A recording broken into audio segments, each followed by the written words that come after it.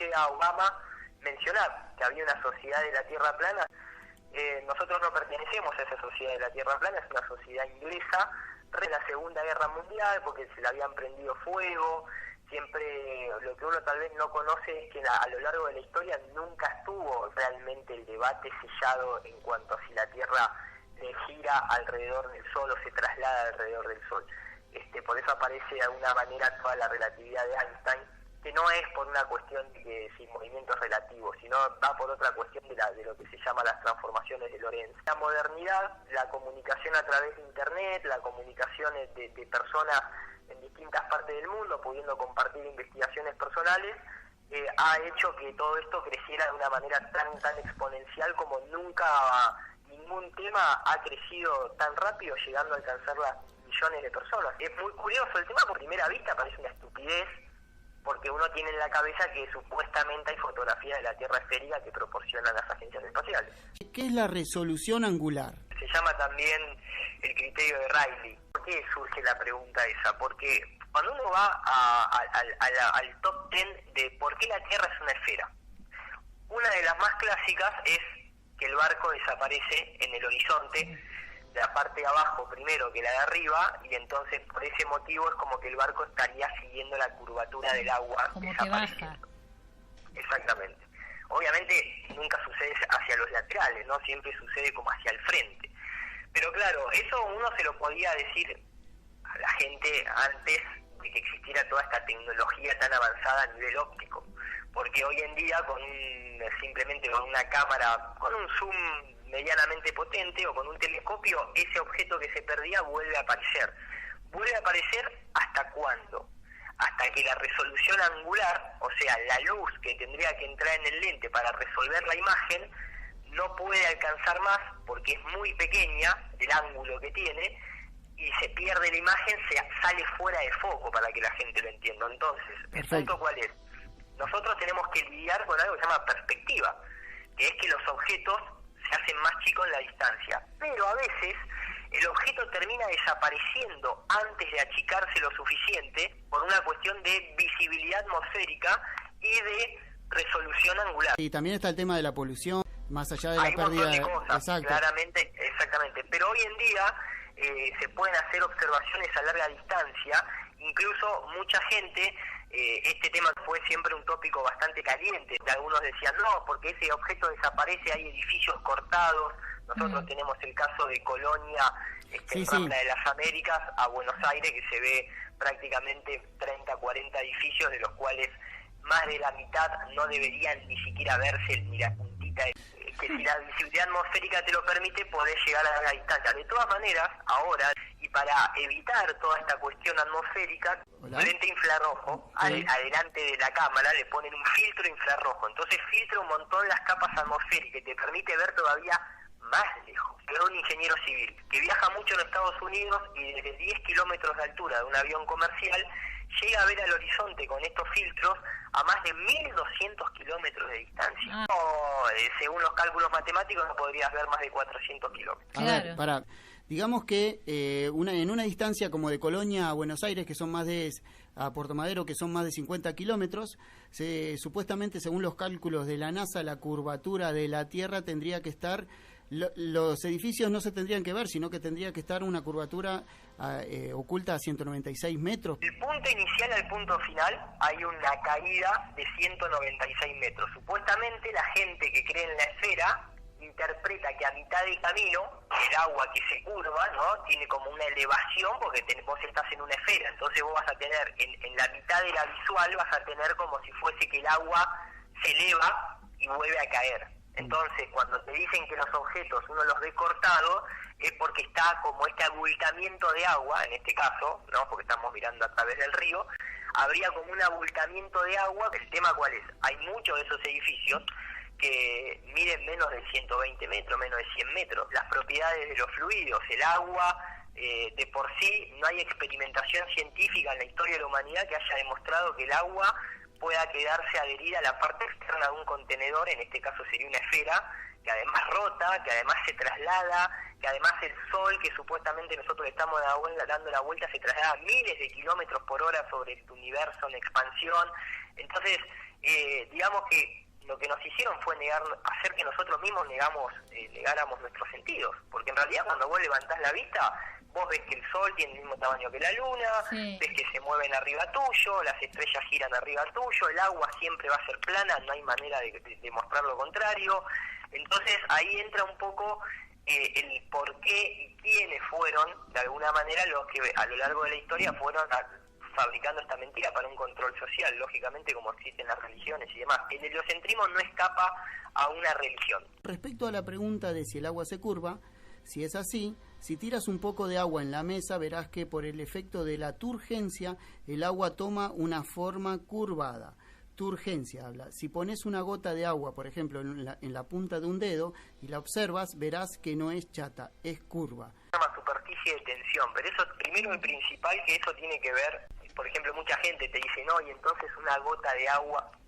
Entonces, la física, obviamente, la mecánica de fluidos, que conoce muy bien el tema, te dice, no, el caso de una gota de agua es porque no está en contacto con una superficie, de hecho adentro tiene, por eso toma esa forma circular. ¿Por qué? Porque para ahorrar energía, para conservar energía, la gota se colapsa a sí misma hasta que toca una superficie. Si siempre el agua está a nivel y siempre es plana, si eso nosotros lo trasladamos a trillones de toneladas que puede tener un río en reposo, un lago en reposo, el mar, los océanos, imagínate la planicie que toma el agua. Claro. Por eso siempre está a nivel. O sea, cuando vamos a cuestiones de escala mínimas, ínfimas, hay comportamientos que se adaptan, pero no tienen nada que ver con curvar el agua. Perfecto. No, pero está bien la pregunta, porque aparte esas son cosas que todos nos hemos preguntado. O sea, muchas de las personas que nos metemos en este tema es porque decir esto es una tontería, voy a demostrar que están equivocados. Y ahí te empezás a meter en este quilombo. La luna y el sol son circulares o también serían planos. Y si desde la Tierra vemos la luna redonda, cuando se forma el eclipse con el sol, ¿cómo se explica? Primero, mucha gente que hace esa pregunta, que uno está con la cabeza puesta en el modelo del sistema solar que nos contaron. Entonces uno a veces intenta como hacer una especie de parche, ¿no? Y decir, bueno, el sistema solar se queda tal cual estaba antes, sistema solar que nos explicaron, yo quito la esfera terrestre y pongo como una especie de moneda, de cilindro con volumen, y esa es la Tierra plana. Entonces todo lo demás quedaría igual. Entonces la gente empieza a decidir, entonces si la Tierra es plana, el Sol debería iluminar toda la Tierra, y entonces en los eclipses la sombra de la Tierra debería verse como una raya. No, el sistema, digamos, del terraplanismo, uno tiene que ir a las culturas antiguas y entender esta concepción de un disco plano, como el logo de la ONU, como el mapa del Tizón, bordeado por la Antártida, cubierto por un sistema cerrado. Hay gente que le dice domo, firmamento, no hay evidencia de eso. Lo que hay evidencia es que nosotros vivimos bajo un sistema de presurización, de que el sistema está cerrado, por eso tenemos presión atmosférica y un montón de otras cuestiones técnicas, pero lo que hay ahí arriba, en este caso las luminarias, que serían las estrellas, los planetas, el Sol y la Luna, no podés determinar si realmente es una esfera o es una semiesfera. Primero porque nadie fue, ni la Luna jamás ha mostrado evidencia de otra cara. El Sol directamente, lo único que podemos ver es cómo las manchas solares se trasladan de manera lateral de un lado hacia el otro, pero no se puede ver una circularidad o una esfericidad completa del Sol. El problema es cómo es la Tierra, qué es la Tierra. La Tierra no tiene por qué ser igual que lo que está afuera, porque lo que está afuera dentro del modelo terraplanista son luminarias que están mucho más cerca, que son mucho más pequeñas de lo que nos dijeron. Esto, acá hay que cambiar el concepto completamente, hay que estudiar un concepto mucho más cercano y no tan distante como nos cuenta el heliocentrismo, con estas mediciones, con estas medidas alocadas, incomprobables, de millones de kilómetros, años luz, etcétera. Y después el tema de los eclipses, que es un tema bastante curioso. Yo siempre me pregunto cómo en el 2019, con tantos satélites y tantas fotos o imágenes tomadas de la Tierra, la NASA no nos muestra un eclipse desde afuera para ver cómo se proyecta la sombra de la Luna, de la Tierra en la Luna. ¿Alguien vio alguna vez un eclipse desde afuera para científicamente corroborar de que es así? Pero claro, lo que no te cuentan nunca del heliocentrismo son las fallas. Hay un eclipse, una clase de eclipse que se llama selenelio, que es cuando el Sol y la Luna están ambos sobre el horizonte, 180 grados opuestos, y la sombra de la luna empieza a eclipsarse desde arriba hacia abajo. De hecho, en astronomía, cada vez que se toca este tema, ellos mismos te dicen que geométricamente es imposible que eso suceda, pero sucede. ¿Sí? El selenio, geométricamente, según el modelo heliocéntrico, no se tendría que dar, y sin embargo, sucede.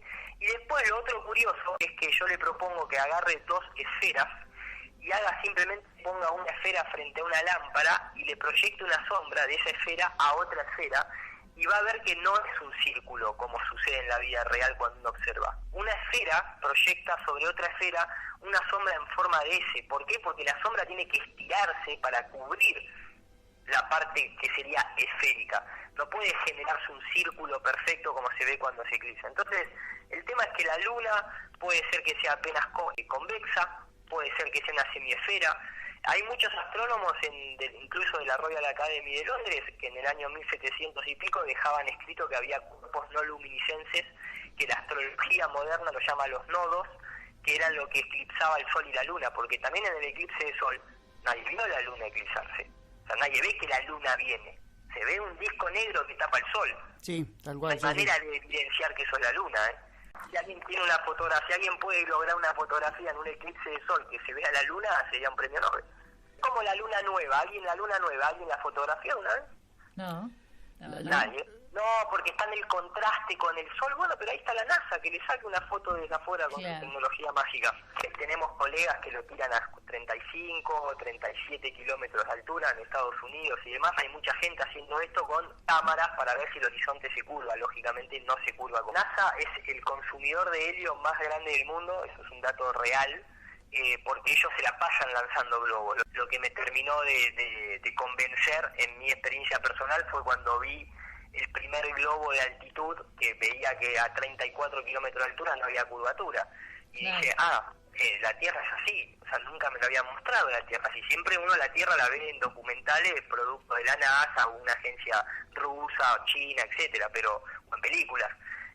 Pero cuando realmente ves una cámara de altitud, con el tacto real, de la imagen real, las nubes cambiando de forma, todo como sucede en la vida natural, ves que el horizonte está plano, que el agua no se curva, que la tierra abajo no se mueve. Según los cálculos oficiales, ¿a qué alturas uno debería ascender para poder apreciar la curvatura y también la rotación de la Tierra? Con respecto a la curvatura es muy contradictorio, porque nos dicen que parado en la playa, porque ves el barco que desaparece, la curvatura está ahí. Ahí no estás viendo más de 4 kilómetros a ojo pelado. Sí, que es la visión del ser humano, 3-5 kilómetros. Exactamente, lo cual es decir, bueno, entonces si está ahí, el barco desaparece, porque aparte desaparece cualquier tipo de barco. O sea, puede ser un barquito de madera de un pesquero como un crucero de 24 metros de altura. Entonces vos decís, bueno, entonces la curva está ahí, me subo 100 metros para arriba y tengo que ver ya esa curvatura. No, nunca la vas viendo, es más, siempre el horizonte está al nivel de los ojos del observador. Incluso cuando volás en un avión a 10 kilómetros de altura tampoco nadie la ve. Ahora, si hoy en día vos haces esa pregunta, ¿en qué altura me tengo que elevar para no tener dudas de que la Tierra es una esfera? Te va a salir que el cálculo es de 15 kilómetros de altura a 20 kilómetros de altura. Nada más que eso, solamente vuelan aviones militares o casualidad. Pero no se ve. ¿Qué pasa? Claro, pero el tema es que los globos aerostáticos superan el doble de eso. Principal, el agua no se curva. Segundo, no hay experimento que haya demostrado que la Tierra se traslade alrededor del Sol. De hecho, todos los experimentos han demostrado que la Tierra está quieta. Tercero, nos dicen que, por ejemplo, una manera de corroborar el efecto Coriolis, lo hacen los tiradores cuando disparan a larga distancia. Ellos te dicen que la Tierra abajo gira, que como la Tierra abajo gira, vos tenés que tener cuidado porque la bala queda independiente de la rotación de la Tierra. Entonces tu objetivo se está moviendo con la Tierra, pero la bala no. Entonces cuando disparás a larga distancia tenés que calcular esa rotación según en el lugar del mundo que estás. Entonces vos decís, bueno, a ver, si eso es verdad, ¿por qué entonces cuando los aviones aterrizan con la masa que tienen, no tienen que tener en cuenta que abajo la Tierra rota? Claro. Obviamente, sí, la Tierra está quieta. Entonces tenemos muy claras las respuestas y las certezas que demuestran que la Tierra no es una esfera girando alrededor del Sol. Mapa de Gleason, que es como tiene el logo la ONU. Y cuando vos vas a lo que es la cuestión geológica, oficialmente en el mar, la zona más profunda en las fosas marianas tiene 10 kilómetros. Lo máximo que se excavó en tierra que lo hicieron los rusos. El Pozo Kola. Sí, el Pozo Kola tiene 12 kilómetros. Para abajo que hay un espesor de tierra y hay un espesor vacío que contiene el agua. Cuando vos te vas hacia los bordes, o sea, hacia la periferia, vos siempre de Australia, de Sudáfrica y de Argentina vas a tocar con la Antártida, ¿sí? La Antártida es el continente más alto del mundo en promedio. O sea, tiene más de 2.200 metros de promedio. La altura de la Antártida está cuando vos te adentrás en la Antártida. El tema es que la Antártida en promedio es como un anillo de 2.200 metros de altura de promedio.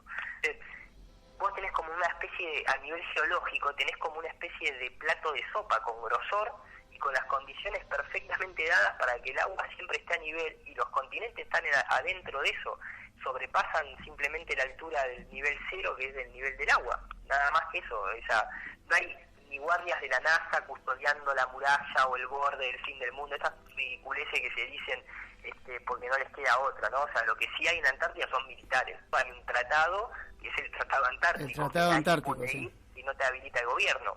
Las condiciones climáticas no te lo permiten. La Antártida tiene temperatura de 100 grados bajo cero, se congela hasta el combustible, no hay alimento, no hay ni siquiera, con diferencia. Mira, la misma latitud de la Antártida, de las 60 hasta para la 90, ¿no? Digamos, para la cero, si vos vas a la latitud 60 norte, donde está Islandia, donde está incluso parte de Groenlandia, donde está Alaska, se derrite. En verano se derrite, llega a temperaturas del cero, hay más de 3.000 especies de animales, hay más de 4.000 especies de insectos, de flora, de fauna. En la Antártida, en la misma latitud, no hay nada. Nunca se derritó la Antártida. ¿Dónde está la simetría de la esfera para el clima? Cuando vos te metés a estudiar, ponés la palabra cosmología antigua, incluso hasta los griegos eran terraplanistas. Todas las culturas antiguas, si vos ponés la palabra cosmología, navajos, aztecas, mayas, vedas, queros, todos hablan de un disco circular con un domo, el sol y la luna del mismo tamaño, la masonería también lo tiene así, y nada, básicamente la única generación que le lavaron cerebralmente la cabeza es la nuestra. Nadie jamás vio ni evidenció semejante acto de la gravedad, que todavía estamos tratando de encontrar una partícula encargada de la fuerza de gravedad, según el modelo de Newton, que está descartado y es ya inválido porque apareció el modelo de Einstein, que dice que la gravedad no es una fuerza, sino que es que se curva y el tiempo y el espacio, lo cual no existe una partícula de tiempo ni una partícula de espacio, no puedes curvar absolutamente nada. Pero esos son todos los parches que tiene el modelo heliocéntrico. Incluso a la fecha de hoy seguimos sin tener un experimento, ni siquiera una sola observación de cómo la masa de un cuerpo atrae a otro cuerpo. No hay experimentación alguna. En cambio, con electroestática y con magnetismo no solamente atraes, sino que además repelés, y como tenés las dos polaridades podés encontrar también el equilibrio para hacer que las cosas floten o de alguna manera leviten, como sucede lo que está en el cielo nuestro. El modelo que te cuentan en Cosmos es un lindo modelo hecho por jesuitas, no tiene ninguna base ni sustentación en la realidad. Repito, que muestren cómo la masa de un objeto atrae a la otra. Todavía eso jamás nadie lo demostró. Por eso tuvo que saltar Einstein a decir que se curva el tiempo y el espacio. La gravedad no es una fuerza en el modelo heliocéntrico moderno. Preví, desde chico veía la puesta del sol y para mí el sol descendía. Y una vez con un amigo, con una Nikon, me muestra la puesta del sol y me hace zoom y no terminaba de descender nunca. Que la Tierra es plana, maestro. No, y aparte cuando uno está en un atardecer así tan maravilloso, tan pacífico, en realidad en el modelo heliocéntrico vos estás girando hacia atrás. Dependiendo de la latitud en la que estás, estás por ejemplo en el Ecuador mirando un atardecer, en realidad el sol siempre está fijo y vos estás girando hacia atrás a 1.600 kilómetros por hora. Literalmente en el modelo heliocéntrico el sol está fijo, nosotros le damos la vuelta alrededor de él, nos trasladamos alrededor de él, por lo tanto en un atardecer no es que el sol se está moviendo arriba tuyo y se aleja, sino que es la Tierra que gira hacia atrás a 1.600 kilómetros por hora, si estarías viéndolo ahí en el Ecuador. ¿Más preguntas? Sí, sí. Acá... Sé que es un tema complicado, sé que hay que eliminar muchos preconceptos que tenemos. Yo era una persona también que por mi profesión era un fanático de la NASA, más era un fanático del espacio exterior. O sea, realmente me enojó de alguna manera al principio cuando me sentí engañado, como le ha pasado a mucha gente. Sí. Hay mucha, también quiero hacer esta diferenciación, o sea, hay mucha gente que se mete en el terraplanismo o que va a investigar el terraplanismo y se va a encontrar con mucha cuestión religiosa dentro del terraplanismo. No es algo que yo profeso, al contrario, es la iglesia la que está detrás del modelo heliocéntrico. Hay una censura también en YouTube sobre la Tierra plana. Censura oficializada sobre con el tema de la Tierra plana. Están preocupados, realmente la Tierra plana ha hecho saltar la banca, como decimos acá en Argentina.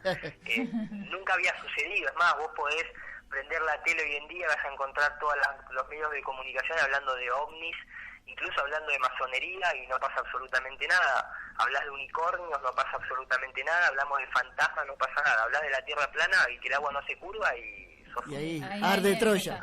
Sí, sí. Cuando la religión católica te habla de los apóstoles, te habla del propio Jesús y demás, es una representación del sol y las constelaciones y de los símbolos zodiacales y demás. De toda la historia católica es simplemente un culto solar, igual que la mayoría de las religiones. Entonces cuando vos le decís, ¿y qué te pensás que es el heliocentrismo? O sea, poner el sol por el centro de todo, es otro culto solar. Porque mucha gente dice, ¿quién está detrás de todo esto? ¿O por qué lo hacen? Yo siempre hago la misma pregunta, ¿por qué el Vaticano le miente a todo medio occidente? O sea, medio mundo, el Vaticano le miente, con una historia que no puede comprobar. Totalmente de acuerdo. Agarrás el diario y está el Papa, a ver si el Papa va a salvar o no a Venezuela, o si no te bautizan no podés ser presidente. Entonces vos decís, ¿pero en qué quedamos? Te cuentan una historia que no podés comprobar, vos me venís a cuestionar a mí el heliocentrismo o el terraplanismo y no le haces el mismo cuestionamiento a una institución, no te preguntás por qué el Vaticano miente tanto, y te van a decir, y para control social, o control político, o control militar. Y el heliocentrismo, ¿quién te pensás que lo hizo? Fíjate cómo está vestido Newton, cómo está vestido Copérnico, cómo está vestido Kepler, cómo está vestido Galileo. Bien. ¿Quién te pensás que le financiaba las investigaciones científicas? Esto es un cambio de paradigma serio que se está dando. Ustedes tienen que entender que en las millones de personas que están de alguna manera abogando por este despertar, obviamente que hay gente profesional de todo tipo. O sea, no es que el terraplanista es una persona que y no tiene estudios o no tiene ningún tipo de aval académico. Hay una propuesta que es la que decían ustedes, no le crean a nadie, pero tampoco le crean a una institución, sobre todo si investigan quién fundó las agencias espaciales, que fueron todos servicios secretos, que fueron toda gente como Jack Parsons en el caso de la NASA, como Wernher von Braun, que venía del científico nazi. O sea, hay toda una cuestión que sucede como pasan las pequeñas cosas de la sociedad cuando uno dice, la farmacéutica quiere hacer negocio conmigo, me quiere curar. ¿Monsanto realmente va a terminar con el hambre en el mundo o simplemente tiene un negocio por detrás? San Martín cruzó los Andes a caballo, Bayer es bueno, ¿entendés? Entonces cuando vos te vas poniendo realmente, esto es lo mismo, o sea, ahora le está tocando el tema a la nueva religión, que es esta cuestión heliocéntrica, que es esta cuestión del espacio exterior en el cual vos nunca vas a ir, ellos se visten de blanco y bajan de las nubes, está controlada la información por un grupo de personas muy reducido, por un grupo de instituciones muy reducido, sale muy caro, se llevan mucho dinero, pero principalmente te están robando el espíritu, igual que te lo roba la religión. Entonces, la propuesta es simplemente abrirse sin miedo a investigar, y el que pueda curvar el agua, ahí está el premio Nobel esperándolo seguramente. Perfecto, perfecto.